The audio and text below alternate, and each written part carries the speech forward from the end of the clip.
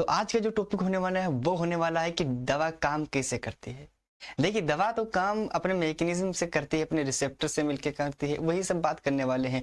देखिए, बचपन में तुम लोगों का भी सवाल होता होगा कि यार ये पैर दर्द हो रहा है या हमारा सिर दर्द हो रहा है और हम खाते तो पेट में है दवा, कोई भी टेबलेट है या सिरप है तो खाते पेट में है, ये कैसे वर्क करती है, ये कहाँ, ये पैर में दर्द हो रहा होता है और ठीक कर देता है, पेट में जाती है दवाई और ठीक कर देती है। ठीक है, तो इसी पे हम बात करने वाले हैं। तो देखिए, अगर हम एग्जाम्पल में ले लें जैसे पैरासिटामोल, जो कि बहुत ही आमतौर पर यूज होती है, हर घरों में कोई कुछ हो या ना हो ये पैरासिटामोल जरूर मिलेगी।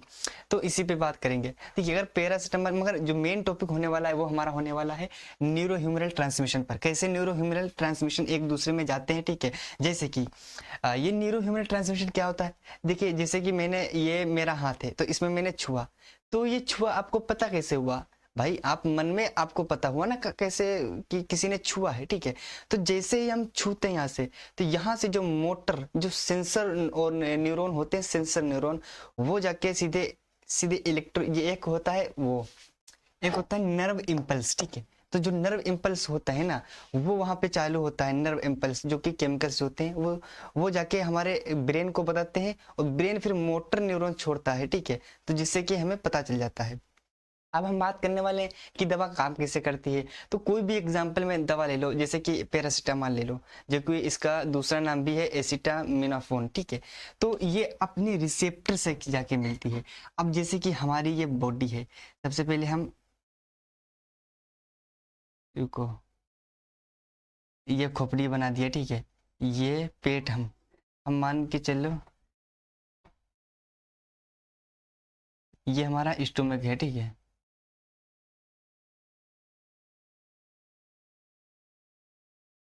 अरे यार,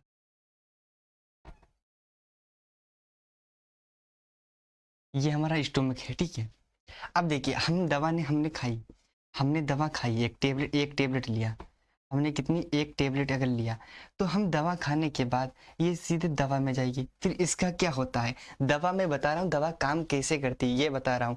जो मेन टॉपिक होने वाला है वो हमारा होने वाला है न्यूरो ह्यूमरल ट्रांसमिशन पर। ठीक है, और जैसा कि आप ये यहाँ पे इस साइड इमेज देख सकते हो, ये जो इमेज है ना, तो ये एक इमेज देख सकते हो इसमें। बाकी मैं अभी समझाऊंगा कैसे ये न्यूरो ह्यूमरल ट्रांसमिशन होते हैं और इसके स्टेप इन्वॉल्व, मतलब ये 5 स्टेप होते हैं। आप देख सकते हो यहाँ पे नर्व इम्पल्स होता है, रिलीजेस ऑफ न्यूरोट्रांसमीटर, जब रिलीज होते हैं न्यूरोट्रांसमीटर, वो स्टेप होता है। फिर वो बाइंड करता है और चौथा स्टेप में वो एक्टिविटी करता है, वो जो एक्शन उसको शो कराना होता है वो करता है। फिर उसका टर्मिनेशन हो जाता है, वो एंड हो जाता है। अगर ये टर्मिनेट ना हो तो भाई वो जिंदगी भर, मतलब अगर कोई भी दवा ले लियो, जैसे कि ये पैरासिटामोल ले लियो ना, तो पैरासिटामोल जिंदगी भर फिर वो बुखार मतलब बिल्कुल कर ही देगा, बिल्कुल शून्य, आपकी बॉडी का टेम्परेचर बिल्कुल शून्य कर देगा। ठीक है, अगर ये टर्मिनेट ना हो तो टर्मिनेशन भी जरूरी होता है, बहुत जरूरी होता है। अब हम बात करते हैं कि दवा आपने पेट में खाई, पेट में जाने के बाद इसका एब्जॉर्प्शन होता है, वो ब्लड स्ट्रीम में मिलता है, फिर उसका मेटाबॉलिज्म होने के बाद फिर वो जिस रिसेप्टर के साथ, देखिए दवा कोई भी हो, दवा कोई भी हो, वो या तो किसी रिसेप्टर के साथ मिलके उसको स्टिमुलेट कर देगी, वो जिस रिसेप्टर से मिलेगी वो केमिकल होंगे, वो जिस रिसेप्टर के साथ मिलेगी, रिसेप्टर, वो रिसेप्टर के साथ मिलेगी, तो या तो ये केमिकल होता है, ये केमिकल में या तो ये एंजाइम होता है, या तो ये एंजाइम होता है, या फिर ये क्या होता है, या फिर हार्मोन होता है। ठीक है, हार्मोन होता है। तो ये क्या होता है, रिसेप्टर। अब रिसेप्टर समझ में आ गया। कोई भी दवा होती है वो सीधे अगर हम खाते हैं तो वो क्या करती है, वो रिसेप्टर के साथ मिलके उसको ब्लॉक कर देती है या फिर उसको स्टिमुलेट कर देती है। ब्लॉक करने का मतलब कि उसको कम, उसको कहती है भाई तू काम मत कर। अब जैसे कि पैरासिटामोल आप खाते हो, तो पैरासिटामोल का रिसेप्टर वो किसके साथ, रिसेप्टर के साथ मिलती है, वो एक रिसेप्टर होता है, मैं यहाँ पे लिख देता हूँ साइक्लो ऑक्सीजिनेज। ये साइक्लो ऑक्सीजिनेज के साथ, रिसेप्टर के साथ मिलके काम करती है, जो पैरासिटामोल होती है। अब ये जो साइक्लो ऑक्सीजिनेज होता है, ये 3 टाइप का होता है। एक होता है इसको शॉर्ट फॉर्म में कहते हैं कोक्स 1, कोक्स 2, कोक्स 3। ठीक है, इसको ऐसे कहते हैं। तो जो हमारा मेन, जो हमारी पैरासिटामोल होती है वो साइक्लोऑक्सीजनेस 2 पे वर्क करती है। किस पे? 2 पे वर्क करती है। और इसको, हाँ, हालांकि इसको 3 पे भी वर्क कभी कभी कुछ नई रिसर्च के अनुसार पता चला है कि ये 3 पे भी कुछ प्रभाव डाल सकती है या डालती है। तो ये 2 पे ज़्यादातर, मगर ये 2 पे वर्क करती है। अब जो हमारा साइक्लोऑक्सीजनेस होता है रिसेप्टर, ये क्या करता है? ये ऐसा वर्क करता है जैसे कि हमको कहीं पे चोट लगी है, जैसे हमारे पैर में या हमारे हाथ में चोट लगी, ठीक है। चोट लगने के बाद ये जो रिसेप्टर होता है हमारी बॉडी में प्रेजेंट होता है, ये हर जगह फैला हुआ है। तो ये जो हमारा रिसेप्टर होता है, ये क्या करता है, उसको, जो वहां पे आपको चोट लगी है ना, तो ये एक, इसका काम क्या होता है? इसका काम होता है कि भाई चोट लगी है यहाँ पे, हाँ, इसको हाइपोथैलेमस में भी पाया जाता है ये। तो हाइपोथैलेमस से कहता है इसका बॉडी टेम्परेचर बढ़ा दो, क्योंकि हाइपोथैलेमस होता है ना, वो हमारी बॉडी का टेम्परेचर होता है ना, उसको कंट्रोल करता है। तो हाइपोथैलेमस को कहता है कि इसका टेम्परेचर बढ़ा दो, और यहाँ पे इसको स्वेलिंग कर दो, मतलब इसको इन्फ्लामेशन कर दो, इसके सूजन कर दो। और क्या करता है ये साइक्लोऑक्सीजनेस कि इसको मतलब इसको बुखार भी, इसको फीवर, टेम्परेचर बढ़ा दो, और इसको पेन, जो पेन होता है ना, पेन, इसका पेन भी बढ़ा दो। तो पेन हमें कैसे महसूस होता है? ये बहुत ही ज्यादा में एक हार्मोन होता है, एक केमिकल होता है, वो छोड़ने लगता है। ये जो साइक्लोऑक्सीजनेस होता है, ये क्या करने लगता है? ये एक केमिकल होता है, उसको ये बहुत तेजी मात्रा में छोड़ने लगता है, जिससे कि हमें पेन का बहुत एहसास होता है। अब सुनिए, अब हमने पैरासिटामोल टेबलेट खा ली, अब ये क्या करेगा? इसको ये जो कोक्स 2 है, मतलब साइक्लोऑक्सीजनेस 2 है ना, इसको क्या कर देगी? ब्लॉक कर देगी। इसको ब्लॉक जब कर देगी तो भैया ये क्या पहले कर रहा था? ये पहले कर रहा था कि हाइपोथैलेमस को कह रहा था कि टेम्परेचर इसका बढ़ा दो। फिर क्या होगा? हाइपोथैलेमस ये जब ब्लॉक कर देगा तो क्या होगा? मतलब टेम्परेचर वो अपने आप डाउन हो जाएगा, ठीक है। और इंजर्ड जो होगी, जो हमें जहाँ पे इंजर्ड है वहाँ पे इन्फ्लामेशन भी कम हो जाएगी। पर ये इसका जो साइक्लोऑक्सीजनेस होता है ना, इसका इन्फ्लामेशन में बहुत ही पुअर एक्शन होता है। हाँ, ये टेम्परेचर में बहुत ज़्यादा यूजफुल होता है, ठीक है। तो ये था कुछ बेसिक कॉन्सेप्ट। और अब हम देखते हैं जो हमारा मेन टॉपिक है, न्यूरो ह्यूमरल ट्रांसमिशन, ठीक है।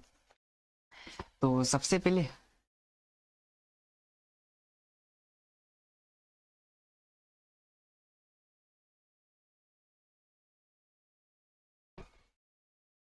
हाँ, तो चलिए अब हम देखते हैं जो न्यूरो ह्यूमरल ट्रांसमिशन होता है।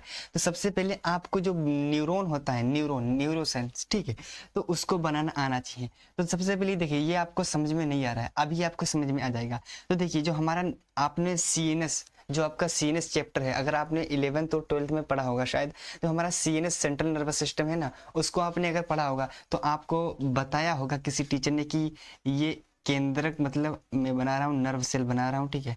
तो नर्व सेल बनाने के लिए, रुको, ऐसे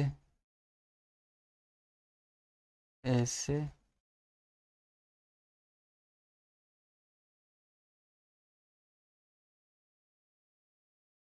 ठीक है, ये ऐसे कुछ होता है, ये डेंड्राइट बना देते हैं,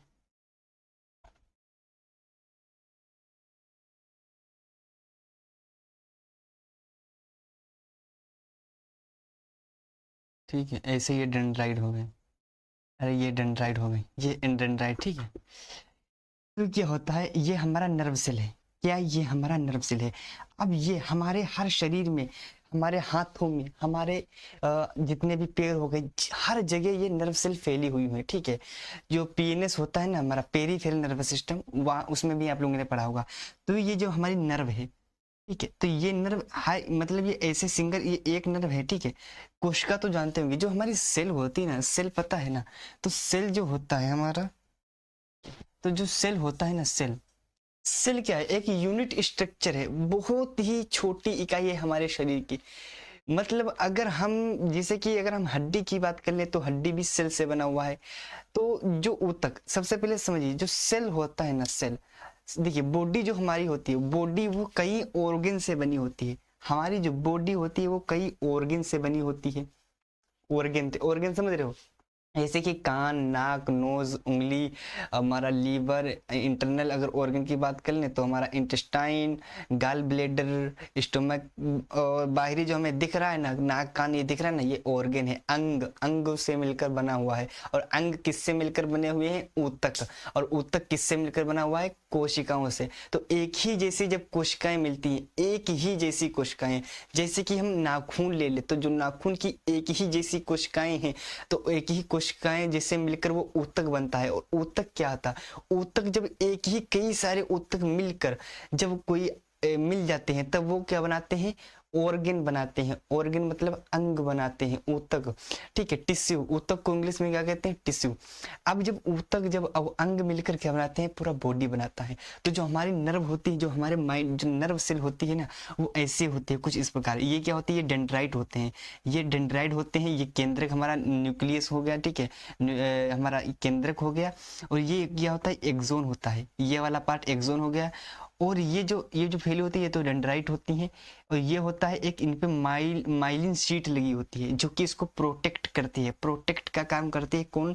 माइलिन शीट लगी होती है, माइलिन शीट, ठीक है। और ये जो होती है ना, ये टर्मिनल एंडिंग होती है इनकी। ये क्या होती है? नर्व एंडिंग या टर्मिनल एंडिंग होती है। तो यहाँ पे एक ऐसे, जैसे ये टर्मिनल एंडिंग है, ये टर्मिनल एंडिंग है, ठीक है। अब यहाँ पे दूसरी जो कोशिका बिल्कुल ऐसी जैसी दिख रही है, ठीक है, जैसे कि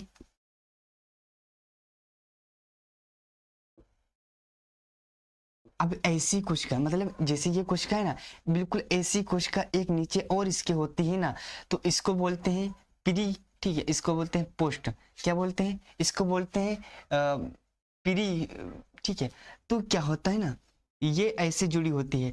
तो यहाँ पे ये जो डेंड्राइट होती है और ये जो टर्मिनल एंडिंग होती है ना, ये जो टर्मिनल एंडिंग और ये जो डेंड्राइट होती है ना, तो यहाँ पे जो ये जगह होती है, इसके प्रोसेस को हम इतना बड़ा कर दिए हैं, इसके प्रोसेस को हम इतना बड़ा कर दिए ना।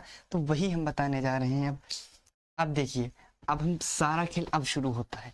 तो सबसे पहले आप यहाँ से समझिए, ये जो हमारा स्टेप इन्वॉल्व इसमें है ना, तो न्यूरो ह्यूमरल ट्रांसमिशन आपको समझ में आ गया कि ये क्या होता है। जैसे कि हम अगर हम छू रहे हैं, हम यहाँ पे छू रहे हैं, तो ये हमें पता कैसे लग रहा है? हमें पता लग रहा है कि भाई ये जो न्यूरो ह्यूमरल ट्रांसमिशन, जो ये एक्टिविटी हो रही है ना, इससे हमें पता हो रहा है। अब इसमें स्टेप इन्वॉल्व कौन कौन से होते हैं? सबसे पहला हमारा स्टेप है नर्व इम्पल्स। नर्व इम्पल्स कहने का मतलब हमारा इलेक्ट्रिक सिग्नल। अब देखिए, यहाँ से मान के चलो यहाँ से कोई एक इलेक्ट्रिक सिग्नल आया, तो यहाँ पे इलेक्ट्रिक सिग्नल, सबसे पहला स्टेप क्या है? इलेक्ट्रिक सिग्नल का आना। इलेक्ट्रिक सिग्नल आ गया। अब उसके बाद दूसरा स्टेप क्या है? Release of neurotransmitter. अब देखिए, यहाँ पे आप ये जो देख रहे हो, ये क्या है? ये न्यूरोट्रांसमीटर है, ये केमिकल्स है। ये क्या है? ये केमिकल्स हैं, न्यूरोट्रांसमीटर हैं। देखिए, हमारे शरीर में ये जो एक्टिविटी होती है, इसे हमने इसको छुआ, यहाँ पे मैंने हाथ में छुआ, तो ये जो हमको पता, ये किसमें, ये जो सिग्नल जा रहे हैं, ये किसके रूप में जा रहे हैं? ये इलेक्ट्रिक के रूप में जा रहे हैं, ठीक है। मगर जब ये एक सेल से, एक नर्व सेल से जब दूसरे नर्व सेल में जाते हैं, तो इलेक्ट्रिक फॉर्म में नहीं जाते हैं, इलेक्ट्रिक सिग्नल के फॉर्म में नहीं जाते हैं, बल्कि ये जाते हैं किसके रूप में? केमिकल के रूप में जाते हैं। तो देखिए, यहाँ पे ये क्या है? ये हमारा हो गया न्यूरोट्रांसमीटर है। ये कौन सा? ये न्यूरोट्रांसमीटर है, ठीक है, ये वाले। तो यहाँ पे रिलीज होते हैं, जैसे ही नर्व इम्पल्स या इलेक्ट्रिक सिग्नल आते हैं, ये रिलीज हो जाते हैं। ये थैली फट जाती है, थैली फट गई आपकी, ठीक है। थैली फटने के बाद ऐसे ऐसे ऐसे ऐसे यहाँ पे आ गए। अब ये जो खाली जगह होती है, ये जो खाली, इसको क्या कहते हैं? इसको बोलते हैं साइनेप्स। इसको बोलते हैं साइनेप्स, ये जो आउटर लाइनिंग होती है। और इसको बोलते हैं सिनेप्टिक क्लेफ्ट। ये जो खाली जगह होती है, वही बोल रहा हूँ ना। अभी देखो, ये आपको सिनेप्टिक क्लेफ्ट नहीं समझ में आया? देखिए, ये जो मैंने अभी एक नर्व सेल ऐसे बनाई थी, ठीक है, ऐसे मैं बनाए दे रहा हूँ। तो ये जो इसमें बड़ी मुंडी वाला जो होता है ना, ये डेंड्राइट होता है, ये एक्सोन होता है, ये एक्सोन हो गई इतनी बड़ी नली, ठीक है। और ये इसके माइलिन शीट लगी होती है, ये नर्व एंडिंग होती है। फिर एक दूसरी और कोशिका ऐसे लगी होती है, ठीक है, ऐसे दूसरी कोशिका और ऐसे होती है, ठीक है। तो यहाँ पे ये जो नर्व एंडिंग होता है, नर्व एंडिंग, ठीक है, एक बिल्कुल एकदम जुड़ा होता है। नर्व एंडिंग जो हमारी टर्मिनल एंडिंग होती है और ये जो डेंड्राइट होती है उससे बिल्कुल एकदम जुड़ा होता है, मगर फिर भी कुछ जगह खाली होती है उसमें, क्योंकि वो आने जाने के लिए, केमिकल्स के लिए। तो उसी को ये सिनेप्टिक क्लेफ्ट बोलते हैं। उसको क्या बोलते हैं? Synaptic, synaptic cleft, synaptic cleft बोलते हैं इसको, खाली जगह को, ठीक है। अब ये जो केमिकल्स दिख रहे हैं, ये जो न्यूरोट्रांसमीटर दिख रहे हैं ना, ये आने के बाद यहाँ सिनेप्टिक क्लेफ्ट में आते हैं, ठीक है।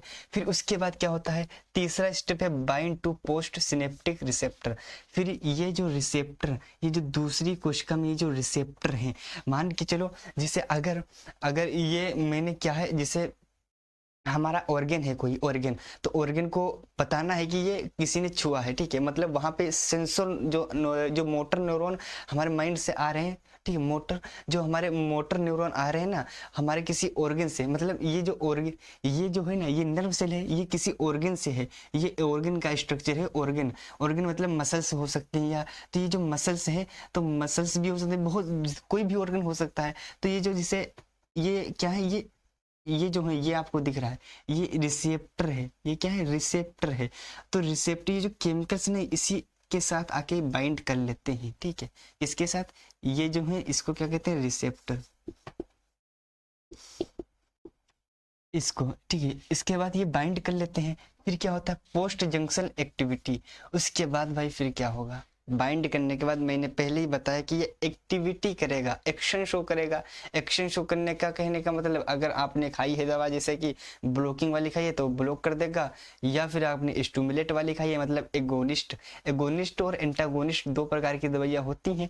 या फिर जिसे अगर आप एंटीबायोटिक ले रहे हो, तो एंटीबायोटिक वो किसी रिसेप्टर के साथ थोड़ी मिलती है, वो रिसेप्टर के साथ मिलके क्या करेगी यार, ये बताओ। वो जो हमारे माइक्रो ऑर्गेनिज्म, जो माइक्रो बैक्टीरिया है ना, उनको खत्म करने के लिए होते हैं, ना कि वो रिसेप्टर के साथ मिलते हैं। तो जैसे कि आप एंटीकोलिनर्जिक ड्रग्स खा रहे हो ना, तो एंटीकोलिनर्जिक ड्रग्स खा रहे हो तो वो ब्लॉक करेगी किसी चीज को, ठीक है। तो ऐसे ही बाइंड करती है और एक्शन अपना शो करती है। फिर उसके बाद टर्मिनेशन ऑफ एक्शन।